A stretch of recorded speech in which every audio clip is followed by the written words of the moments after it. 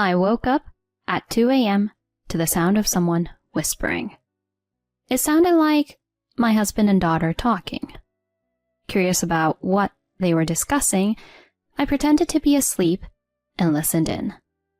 "We'll put this in Mom's breakfast tomorrow. It's medicine to make her feel better." Really? Will it make Mom feel better? "Of course." I was shocked to hear their conversation. What on earth was my husband thinking? And then the next morning, believe it or not, he was rushed to the hospital in an ambulance. Sensing his scheme, my daughter and I decided to take certain actions. Please enjoy the surprising twists and turns that unfold next. My name is Ashley, and I'm 35 years old. I work hard at my job every day. My family consists of my husband, Carl, and our 6-year-old daughter, Emma. Despite being busy, we enjoyed a happy life as a family of 3. Carl has loved cooking since he was a kid and had just opened his dream restaurant. Since it's a new venture, we didn't have many customers yet. I wished I could help out at the restaurant.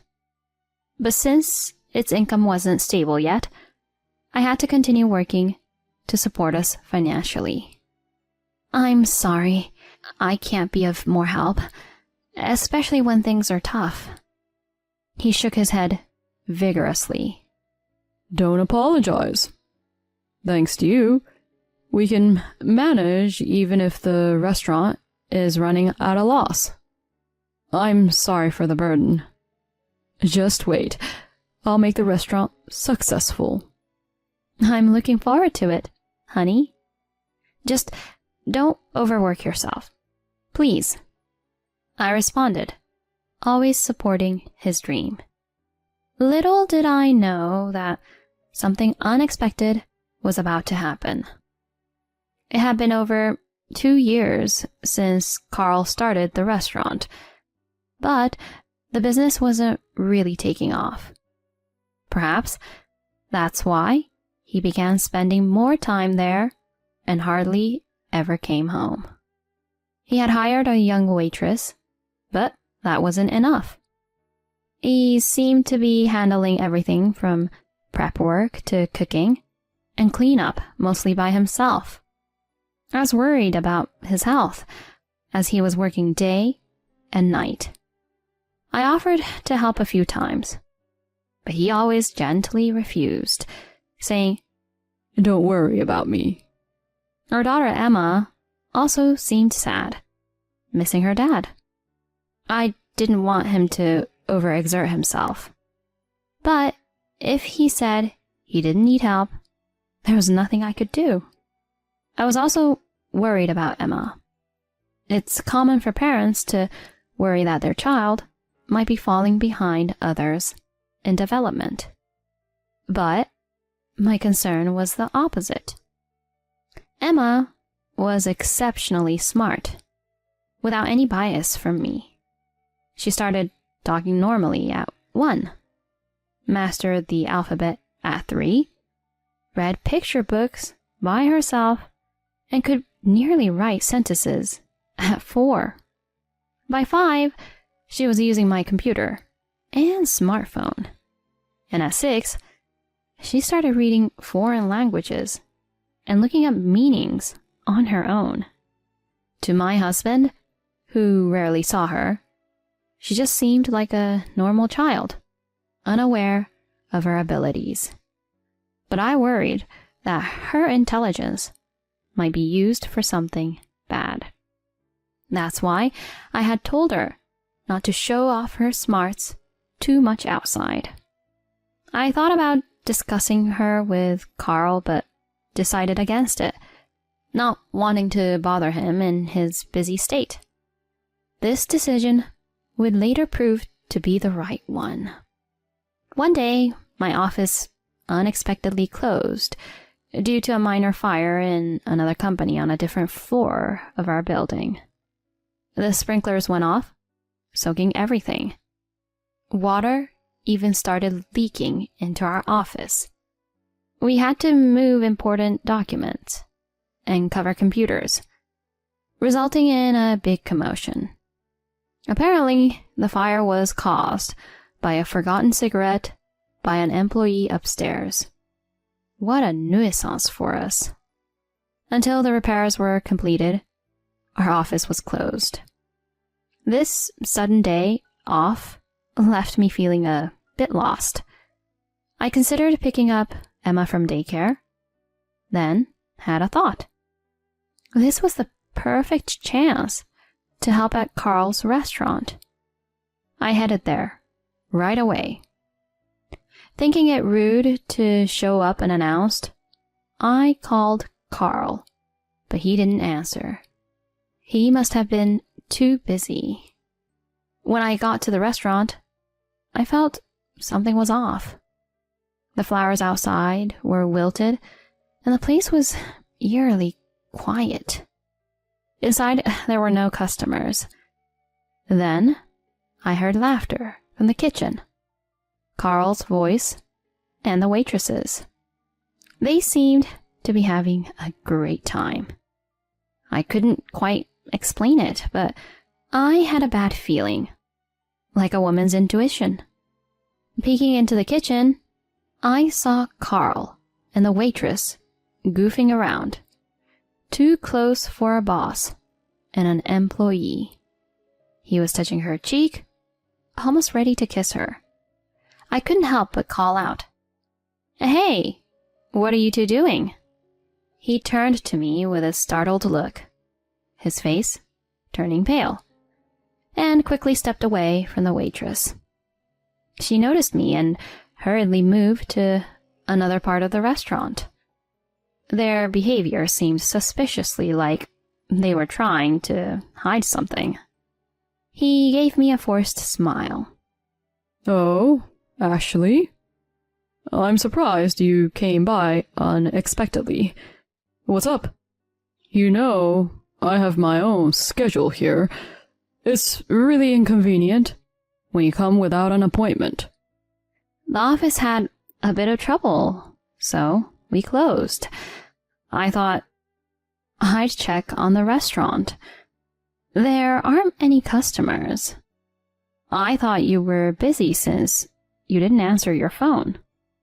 Well, customers usually don't come until lunchtime. It's pretty slow around this time. I didn't notice the phone ringing. He looked uncomfortable, his eyes darting around. I had a lot I wanted to say to him, but I had planned to help out, so I tried to do just that. But he said, "It's okay. We have enough help. Customers will be coming soon," and practically pushed me out of the restaurant. His strange behavior left me feeling uneasy. Later, I waited at home for his return, but he never came back that day. After putting Emma to bed, I stayed up, waiting for him. The next morning, Carl sneaked back home early. I caught him trying to slip into the living room and called out from behind, "Welcome back. You're being awfully careful just to enter the house." "Whoa, you're awake? I thought you'd be sleeping."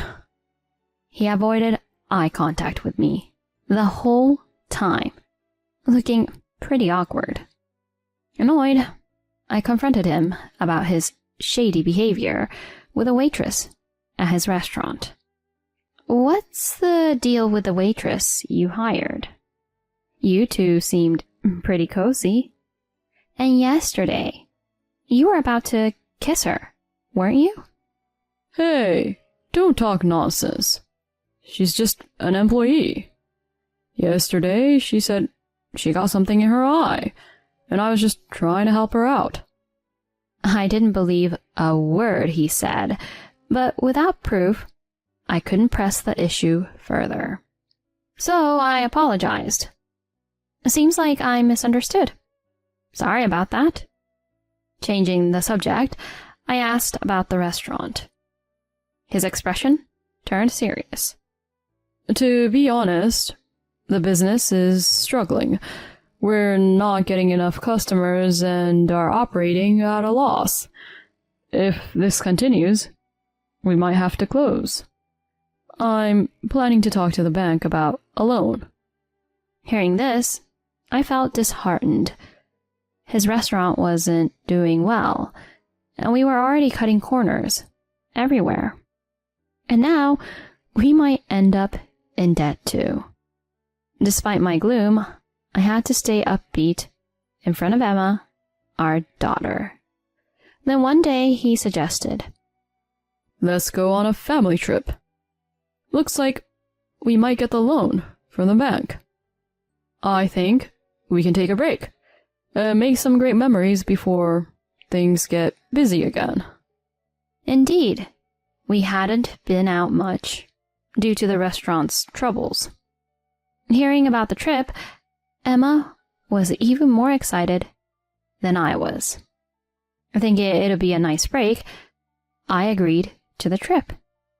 Our relationship had been strained lately, so maybe this could mend things. So, we set off on a 2-night, 3-day family trip. The first day at the amusement park was fun.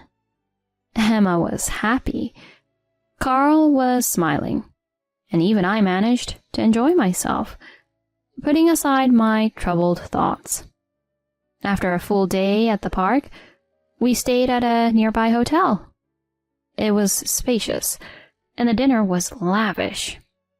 Relaxed, I fell asleep, talking to Emma about what we should do the next day. At 2 a.m., I suddenly woke up to Carl and Emma whispering. Curious about what they were discussing, I pretended to be asleep and listened in. Listen, tomorrow we'll put this medicine in Mom's breakfast. She's been so tired from work, right? This is a nutritional supplement. Mom will get better? Yay!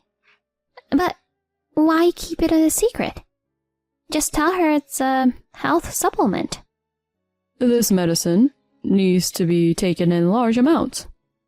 She wouldn't like that, so it's kind of a surprise. She'll be happier if it seems like a gift from you. Once she's better, we'll tell her it's a health supplement. Their suspicious conversation made me tense. Any health supplement that needs to be hidden doesn't sound legitimate. What was he planning? Pretending to sleep, I heard his snores. Then Emma whispered, Mom, you're awake, right? Confused, I sat up. She handed me something. I want you to see this. Through her, I learned about his scheme.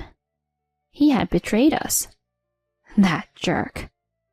The next morning, we began eating the fancy breakfast prepared in our room. Despite its delicious appearance, I couldn't taste much due to my nerves.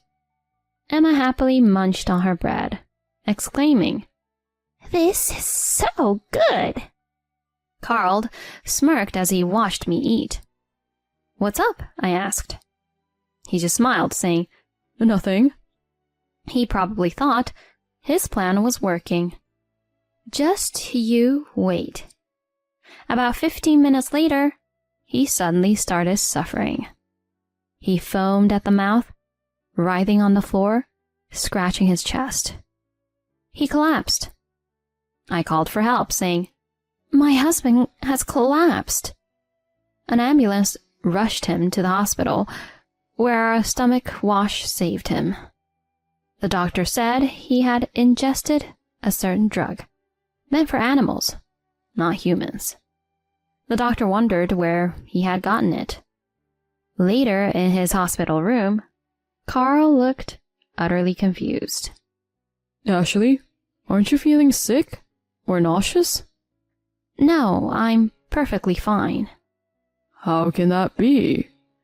Emma, what happened to our agreement? Carl, now desperate, confronted Emma. He couldn't even bother coming up with excuses in his state. She smiled sweetly and said, "Mom's full of energy, so she didn't need the supplement. I put it in your food instead. But you lied, Dad. Instead of getting better, you ended up here." What? He was shocked.